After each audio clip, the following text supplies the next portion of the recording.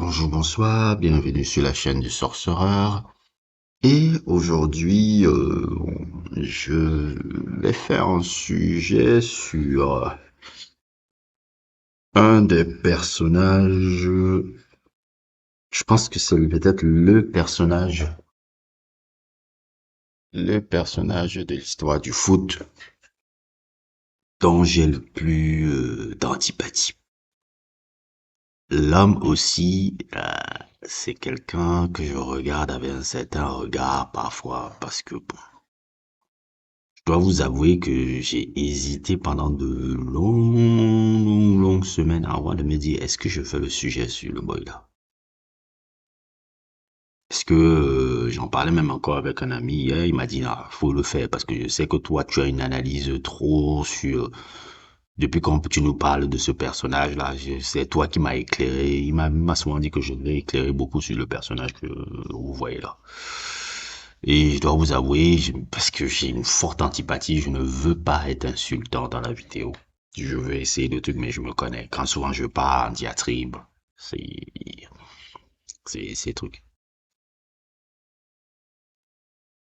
Didier Deschamps, qu'on l'aime ou pas, qu'on l'apprécie ou pas, qu'on valide ses idées de jeu ou pas,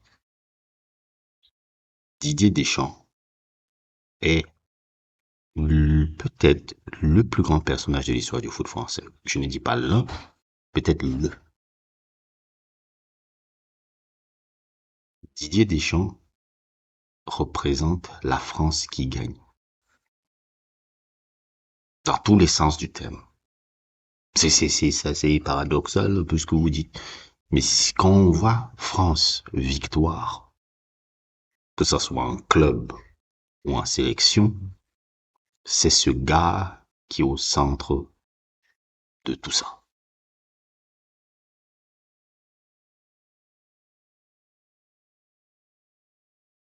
Il est, pour moi, même si j'adore Platini, j'adore tous les joueurs que je vous dis, il est peut-être le personnage le plus important de l'histoire du foot. Parce que quand il a commencé à émerger, il y a eu un shift dans le football français, sur tous les plans. Et c'est un peu paradoxal, un peu, parce que comme je vous dis, je mets les images des gens jeunes, ou mieux les décrire. C'est paradoxal un peu pour que je dise ça pour un gars qui a été formé à Nantes. Et Nantes, dans le style de football qu'il défend, est complètement à l'opposé de Nantes. Nantes, c'est à la base c'est un club qui est beaucoup plus dans le beau jeu. Lui, à Nantes, il fait beaucoup plus un jeu. Lui, sa philosophie de jeu, comme je vous l'avais expliqué sur mon sujet sur Marcello Lippi, est beaucoup plus italienne dans sa vision du foot.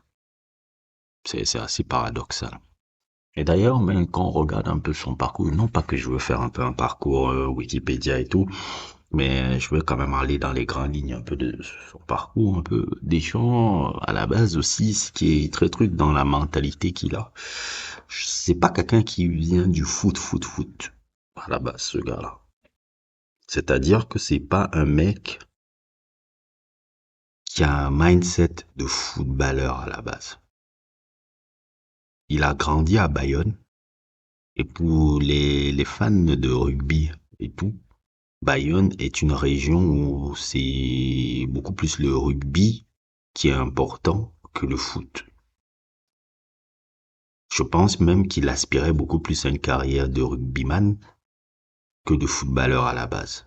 Et je pense aussi que dans sa façon de concevoir comment manager un groupe, il utilise aussi beaucoup de codes de manager de rugby. Il implémente dans ses idées de coaching en tant que joueur, en tant qu'entraîneur. Même quand tu voyais le joueur et la forme physique qu'il avait en tant que joueur, il, sans vouloir trop exagérer, parfois même tu sens que dans son physique, il y a des similitudes un peu avec des talonneurs un peu. dans le monde du rugby. Les talonneurs sont un peu petits, trapus, daigneux et tout. C'est un peu le même mindset que tu pouvais voir chez Deschamps. Quand les trucs. C'est pour ça que le poste de milieu défensif dans lequel il jouait là, ce côté porteur d'eau, comme on l'appelait, c'est comme ça qu'on l'appelait, porteur d'eau. Parce que c'est quelqu'un qui couvrait les espaces, c'est quelqu'un qui arrivait toujours à placer tactiquement ses coéquipiers. C'était presque, il a été capitaine presque dans tous les clubs où il est passé. Ou s'il n'était pas capitaine, il était toujours parmi les leaders de l'équipe. À la Juve, il n'était pas capitaine, mais c'était Antonio Conte qui était le capitaine, mais c'était le leader de l'équipe à partir de la deuxième saison. Pas la première, la deuxième. C'est quelqu'un, partout où il est passé, il a laissé une empreinte particulière. Sauf peut-être, on va dire, à Chelsea et à Valence. Ils ont été ses deux derniers clubs, si je me trompe pas. Mais c'est quelqu'un qui a une vision pragmatique du sport qu'il pratique. C'est quelqu'un qui a une vision très, très réaliste et très pragmatique du sport qu'il pratique. Ses passages dans les clubs où il a évolué montrent cela. L'équipe de Marseille qui gagne la Ligue des Champions de 93 là, elle n'est pas comme l'équipe de 91 qui gagne la Ligue des Champions. L'équipe de 80, qui perd en finale. L'équipe de 91 avait un jeu beaucoup plus attrayant que celui de 93. Mais celui de 93 était beaucoup plus défensif. C'est pour ça qu'il est devenu capitaine à un moment donné dans l'effectif de Marseille. Pour quelqu'un qui, même à la base, si je me souviens bien un peu l'histoire, dans les années 90, quand il est venu à Marseille, la première fois, Tapi ne voulait pas de lui. Il disait, ah, il n'est pas assez technique, il n'est pas assez virtuose, je ne vois pas pourquoi on va trop le truc. Il avait prêté, mais sa pugnacité, sa ténacité, sa gagne qui est en lui tellement forte, l'a permis de renverser la donne, revenir à Marseille de son prêt et devenir le capitaine de l'équipe. Et en plus, je le dis tout de suite, il est capitaine de l'équipe de Marseille à 24-25 ans. C'est le plus jeune capitaine de l'histoire du football mondial à avoir soulevé une coupe, à avoir soulevé la Ligue des Champions. C'est Deschamps. Jusqu'à aujourd'hui, ça c'est une statistique. Bon, je suis pas trop statistique, mais c'est une anecdote un peu comme moi. Souvent, j'ai qui les yeux, je dis merde, putain, j'ai cherché, j'ai dit waouh, c'est lui le plus jeune. À 25 ans, ça pose un bonhomme. On peut dire tout ce qu'on veut, ça pose le bonhomme. Partout où il est passé, et quand il a été capitaine, l'équipe gagnait. Et partout où il partait, c'est-à-dire que quand il quittait ce club-là, le club déclingolait. Marseille, je l'avais déjà dit un peu dans mon sujet sur les Marseille a arrêté de gagner le jour où il est parti. Et est revenu gagner le jour où il était devenu entraîneur. Marseille a gagné dans son parcours, dans son bail, quand il est revenu entraîneur en 2010. Marseille avait gagné l'équivalent de 6 titres. 3 coupes de la Ligue, un championnat en Ligue des Champions, c'est-à-dire que la première année, ils sortent au premier tour, la deuxième année, ils finissent en huitième, et la troisième année, ils finissent en quart. La dernière fois que Marseille a été en quart de finale de la Ligue des Champions, c'est quand lui, il a été coach. Et regardez avec quel effectif il a amené Marseille en quart de finale.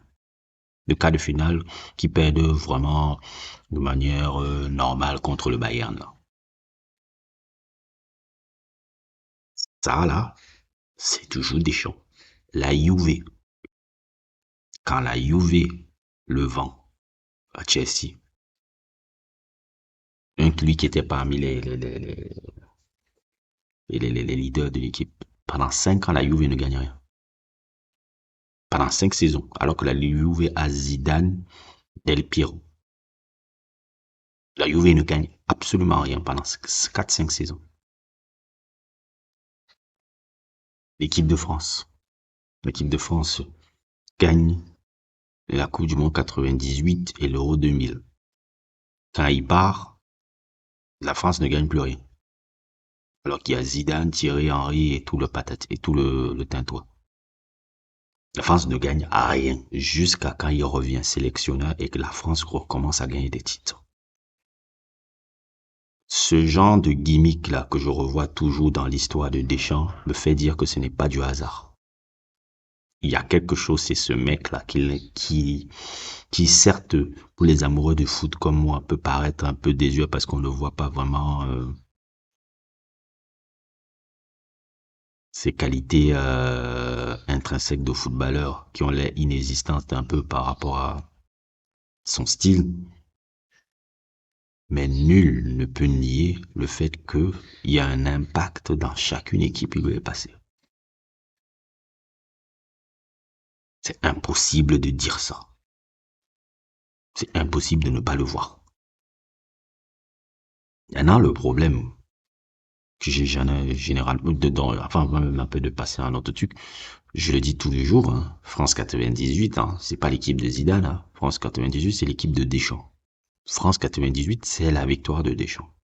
C'est-à-dire que à partir de 96, l'équipe ressemble à Deschamps. C'est lui qui implémente véritablement le truc. Aimé Jacquet suit les directives de son capitaine. Parce que faut comprendre un peu que Deschamps, quand il vient en équipe de France, il a pris le pouvoir à partir du moment, à partir de l'échec de 93, là, quand ils n'ont pas parti, quand ils ont été éliminés par la Bulgarie, là. Deschamps a complètement pris le pouvoir dans la simple et bonne mesure que il a réussi à faire sauter un peu les deux têtes fortes de l'équipe nationale à l'époque là. C'était qui? C'était Cantona, c'était Papin. C'était eux les leaders de l'équipe de France. D'ailleurs, même si je me souviens bien, Papin était capitaine de l'équipe nationale avant qu'il ne devienne capitaine, si je ne me trompe pas. Et c'est par sa malice, par son intelligence, très très très très très politique déjà parce que ce mec c'est quelqu'un de très intelligent. Il a réussi justement à faire dans sa réflexion un peu avec Aimé Jacquet de faire en sorte que Cantona et Papin ne puissent plus revenir en équipe nationale après, surtout Cantona. D'ailleurs même le fait que vous voyez Cantona et lui et Deschamps avoir un peu cette animosité-là que vous avez même vu encore dernièrement, là, c'est par rapport à cette histoire-là. C'est ça que les gens ne disent pas assez. L'animosité que Deschamps a, que Cantona a avec Deschamps, c'est par rapport à ça. Cantona n'a pas participé à l'Euro 96 en Angleterre, là où il est les dieux. C'est parce que Deschamps a fait tout et tout avec Aimé Jacquet. Aimé Jacquet, c'est pas je vais vous expliquer un peu quand on reconnaît vraiment la personnalité d'Aimé Jacquet. Aimé Jacquet, c'est pas une personnalité forte. C'est quelqu'un qui était vraiment un accompagnateur et tout. C'est pas quelqu'un qui a une personnalité forte. Je ne veux pas enlever les crédits par rapport à Aimé Jacquet et ses accomplissements, hein, même quand il a fait ce qu'il a fait à Bordeaux. Hein. Mais quand tu regardes la personnalité d'Aimé Jacquet, quand tu regardes beaucoup cette période-là, tu comprends que Deschamps était déjà le chef à l'époque-là. C'était déjà lui le chef en 96-98. C'est lui qui a fait en sorte que Harry Cantona ne vienne pas en équipe nationale. Il pourra dire tout ce que veut, mais tous les connaisseurs de football que tu as lu, tu sais que c'est lui. C'était pas seulement Aimé Jacquet. C'est beaucoup dans son influence qu'il a fait. Maintenant, ça les a servi. Hein. C'est vrai que si Cantona avait été en équipe nationale encore à cette époque-là, même si c'était la bonne période de son histoire du foot, je ne sais pas si ça aurait permis l'émergence de Zidane dans cette équipe-là. Ça, il faut l'avouer. Il faut se l'avouer. Ça a été positif pour eux. Mais il y a déjà cet état de fait-là. C'est pour ça que Cantona et Deschamps, ça ne passe pas. Déjà même aussi, je me rappelle même Georges Weah aussi parlait de ce genre de trucs sur Deschamps. Je me rappelle un peu si je peux retrouver l'article, si je veux que je pourrais mettre en post-prod, si je la retrouve pas, bon, c'est pas grave, mais c'est un vieil article de France Brut qui me revient en tête comme ça, que j'avais lu à l'époque, où justement Georges Weah se plaignait justement de ce côté un peu mesquin que Deschamps peut l'avoir, par rapport un peu à le traitement qu'il avait fait à son coéquipier de l'époque qui était Ibrahim Ba. Pour ceux qui savent encore qui était ce joueur-là, je sais que les jeunes générations ne savent pas qui ont été ce joueur-là. Ibrahim Ba était un très très grand espoir du football français. Hein. Ibrahim Ba, quand il est passé de Bordeaux à Milan, et même ses premières saisons à Milan AC, il avait été un joueur très très très talentueux du football français. Mais je ne sais pas quelle intermittence et quelle intermittence, quelle accointance il a eu avec Deschamps par rapport à un stage qui a le truc, qui a fait que ça l'a éjecté de la Coupe du Monde 98. Je pense que ça a été ça aussi le problème. Tant Deschamps a souvent ces attitudes un peu très mesquines, très politiques, où quand les gens n'entrent pas dans son programme, il t'éjecte vite et il te le fait toujours de manière mesquine, qui paraît pas où on a l'impression que tu vois un peu le genre de gars qui te jette le caillou et après cache les mains. C'est un peu ça, un peu. C'est pour ça que j'ai du mal avec ce genre de personnage-là.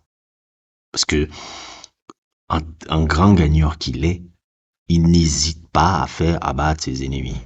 Je dis pas que forcément on doit toujours être gentil avec ses ennemis, mais les gens qui n'entrent pas dans son programme, c'est toujours soit chialer dans les médias en disant que on a été irrespectueux envers moi ou ceci cela parce qu'on ne doit jamais apporter la contradiction à ce genre d'individu là. C'est très ressemblant un peu à le même mindset que d'ailleurs que j'aime pas chez Eto. Par exemple, lui et Eto fils, ils ont un peu le même mindset. On ne doit jamais les contredire.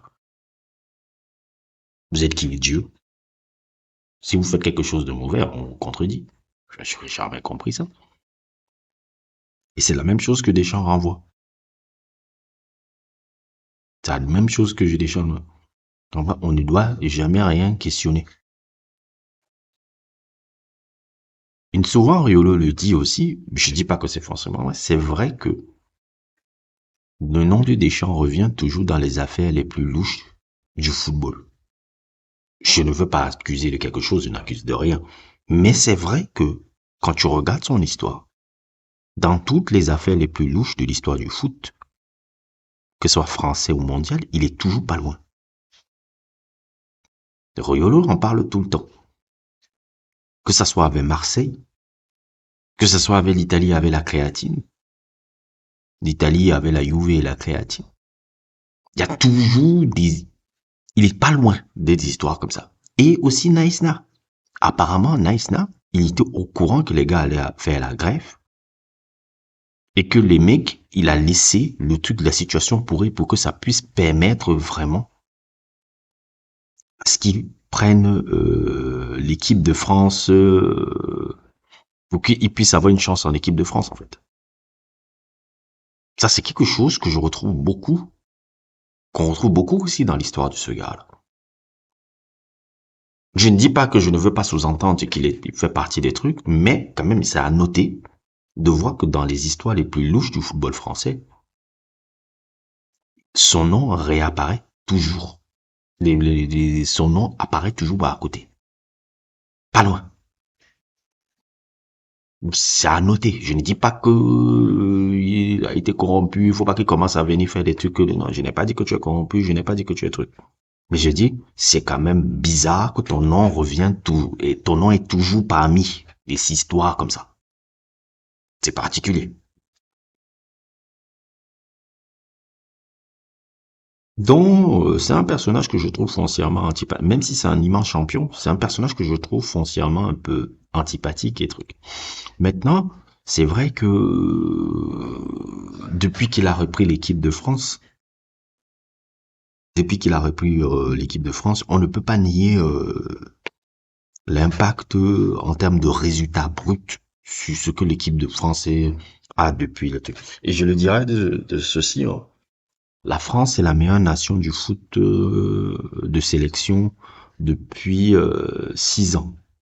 La meilleure nation de foot mondiale depuis plus de 6 ans, 7 ans, c'est l'équipe de France. Je suis désolé de dire ça, mais c'est la pure réalité. Depuis 8 ans, on va dire. Même pas 6 ans, depuis 8 ans. La France est la meilleure sélection mondiale. Comment ça? Regardez la régularité de l'équipe nationale depuis qu'il est là, sur le haut niveau. Ils ont fait quart de finale en 2014. Ils ont fait une finale à l'Euro 2016, une finale à la Coupe du Monde 2018. Ouais, à l'Euro 2020, ils sont sortis en huitième. En 2021, ils ont gagné l'UEFA Nation. Et en 2022, ils ont fait encore une finale de Coupe du Monde. Nous sommes à quelqu'un qui a amené le football français tout le temps dans le firmament, depuis qu'il est là, en tant que sélectionneur. Il y a une régularité au haut niveau. Ça me rappelle même, parfois j'ai même souvent envie de dire, et je me rappelle qu'il y avait un article qui en parlait même, la France de Didier Deschamps rappelle un peu l'équipe d'Allemagne des années 70 en fait. C'est-à-dire, ça me rappelle l'Allemagne de l'époque. C'est-à-dire, c'est pas beau, c'est pas truc, c'est diablement efficace et ça a une mentalité de la gagne qui fait que les gars arrivent toujours à avoir des gros résultats sur le truc. On peut pas nier ça dans l'apport du truc. Mais le problème qui me dérange avec Didier Deschamps, c'est que sa vision de jeu tellement pragmatique, sa vision de jeu tellement réaliste, tellement foncée sur le physique, ajouté d'un personnage qui est très antipathique, qui n'explique pas ses choix en conférence de presse. Les conférences de presse de Didier Deschamps sont insupportables. Rien n'est dit, rien n'est expliqué. On est là dans du truc qui est complètement, c'est plat à soi. Alors que Didier Deschamps est un personnage de tous les gars qui ont fait qui l'ont rencontré personnellement ou trucs comme ça, disent que c'est un immense puits de foot. Je me rappelle un peu même Riolo, quand il avait fait son livre, très beau livre d'ailleurs, qui s'appelait Secret de coach, où il avait fait une interview un peu sur beaucoup de coachs un peu importants de l'histoire du sport. Il avait fait une interview sur Deschamps à l'époque où il entretenait encore des relations avec lui, à quel point Deschamps, la partie sur Deschamps est passionnante. La seule fois où tu vas voir Didier Deschamps passionnant parler de foot, c'est dans ce livre-là. Le reste du temps, Didier Deschamps se fout de nous dans les conférences de presse. Il n'explique pas. C'est exactement ce que j'explique et que je mets en exergue un peu avec Walid Regragui, qui a un peu la même philosophie de jeu, mais qui paraît plus sympathique parce qu'il prend toujours le temps d'expliquer ses choix. Tu ne peux ne pas avoir ma vision du foot, mais le fait que tu n'expliques pas, le fait que tu nous renvoies sur nos cordes et que regardez juste le résultat n'explique pas tout. Le résultat ne fait pas tout dans le foot. Ce mec croit que le résultat dit tout. Et je suis d'accord avec la manière dont Dugarry l'attaque dans les médias. Je sais qu'en France, dès que vous entendez le nom Dugarry pour certains aficionados de foot, vous le mettez toujours comme si c'est quelqu'un qui a été tellement incompétent qu'il ne doit pas parler. Non, Dugarry est le meilleur consultant de France. Ça a été le meilleur consultant à son époque. Quelqu'un qui a des analyses fines de foot. Tu n'as pas besoin d'avoir été un grand joueur pour avoir des superbes analyses foot. Parfois même, c'est souvent des joueurs qui ont été pas top, parfois médiocres et autres et tout. Et au risque de me répéter, Dugarry est un très beau joueur quand il le voulait. Le problème de Dugarry, c'est qu'il ne bossait pas. Et Dugarry, je le répète 100 000 fois, techniquement avec Zidane, il y a match. Il y a match. Personne ne ment. Va demander à Roland Courbis s'il ne trouvait pas Dugarry fort avec Zidane. Va demander à Franck Leboeuf aussi. Va demander à tous les joueurs de cette période-là. Qu'est-ce qu'ils pensent de Dugarry? C'est juste qu'il n'a pas bossé. Vous avez vu souvent Dugarry a une fascination pour Cristiano Ronaldo comme ça. Vous vous rendez compte? Souvent, quand il allait, c'était à l'époque quand il était commentateur, il parlait toujours de Cristiano Ronaldo comme un exemple. Pourquoi? Parce que quand Dugarry voit Cristiano Ronaldo, il voit le taf qu'il n'a pas fait. Il voit le fait que, voilà un talent que lui, elle a bossé. Ce que lui n'a pas fait. Donc, ne venez pas faire comme si Dugarry, c'était un joueur de foot qui était piton, quelque chose comme ça. Non, non, non, non. Et je dis toujours, tu n'es pas pour le Milan, c'est le Barcelone, ça s'intéresse pas à toi parce que tu es un zozo. Non. Ça s'intéresse à toi parce que tu as des qualités. Et Dugarry, il a raison. Et j'ai même envie de dire encore, pour ceux qui sont les observateurs de foot là, si vous voulez savoir ce que Zidane pense, vraiment, ce que Zidane pense vraiment, écoutez Dugarry. Dugarry, c'est le porte-parole de Zidane. Zidane n'aime pas parler. Il aime plus montrer un peu ses actions. Je voulais montrer dans son sujet. Quand Dugarry parle dans les médias là, quand il fait des trucs sur danser sur Dugarry, sur les trucs même quand il y a eu le problème un peu Zidane ou truc là-bas. Dugarry, c'est la voix de Zidane. C'est-à-dire que Zidane, ce qu'il pense vraiment, vous allez comprendre ça quand vous allez dire que, mais en fait, c'est ce que ton pote pense que tu parles. Tu es son porte-parole. C'est le porte-parole de Zidane dans les médias. Parce que vous avez souvent l'impression que Zidane, parce qu'il ne parle pas et autres, tout, qu'il n'a pas d'avis sur le sujet. Non, non, non, non, non, non. Dugarry, c'est celui qui exprime les opinions sur Zidane. L'opinion que Zidane passe. Parce que, sûrement, ils sont dans leur conversation. Vous imaginez un peu le nombre de conversations que Dugarry et Zidane doivent avoir sur ces sujets-là. Et le personnage, là, Deschamps, il est très antipathique par rapport à France 98. Je crois qu'il est presque fâché. Bon, ils ont eu un truc dernièrement, là, à Marseille, là où ils se sont retrouvés. Mais il est presque fâché avec tous les mecs, là. Il est presque fâché avec tous les mecs de France 98. Alors qu'il est censé être le capitaine.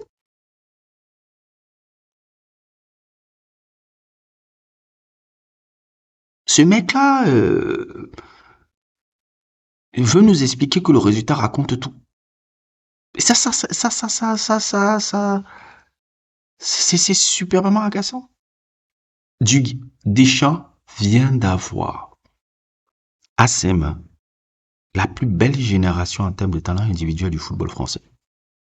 Jamais dans l'histoire des sélections, la France a eu autant de talent. Autant de talent. C'est une bénédiction comme pas possible. Et regardez le jeu qu'il produit. C'est justement une insulte. C'est une insulte au foot. Regardez le jeu horrible qu'il produit avec autant de talent offensif. Ça, pour moi, c'est du blasphème de faire ça. Et sa jalousie envers Zinedine Zidane, là, parce qu'il est super jaloux de Zidane. Il est super jaloux de Zidane. Ça, il vous le dit pas. Il ne pourra jamais, jamais, jamais, jamais, jamais, jamais au grand laisser Zidane être sélectionneur de l'équipe de France avec cette génération-là à son prime. Jamais. Il fera tout en sorte que si Zidane devient sélectionneur, il a un joueur comme Mbappé à 30 ans, pas à 25. Tout ça pour que peut-être si Mbappé ne donne plus les bonnes performances, ça commence à sortir une narrative. Le gars qui a mieux utilisé Mbappé, c'est lui. Et oui, je vois un peu le jeu, le sale jeu de ce mec-là. Il ne laissera jamais Zidane prendre la sélection nationale avec ces joueurs-là dans leur prime. Parce que ça le tuerait.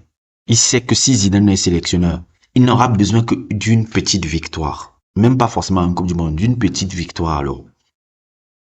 Dans un style offensif que Zidane va, parce que Zidane a une vision plus offensive un peu dans son foot, même si je vous l'ai dit, il a été fondé tout par Martin Lippi ou Ancelotti, mais sa vision est beaucoup plus dans une verticalité offensive de son foot. Je n'ose même pas imaginer ce que Mbappé pourrait être avec Zidane. Parce que tous ces joueurs, les Coman, les trucs, tous ces, même Marcus, je n'imagine pas du tout avec Zidane. Wayne Zahir Emery avec Zidane. Non, mais c'est l'équipe là aura un jeu de fou. Mais Deschamps ne pourra pas le laisser passer ça. Parce que ça, Zidane a besoin que d'une petite victoire en sélection nationale pour que ça éclipse ce qu'il a fait. Et il le sait.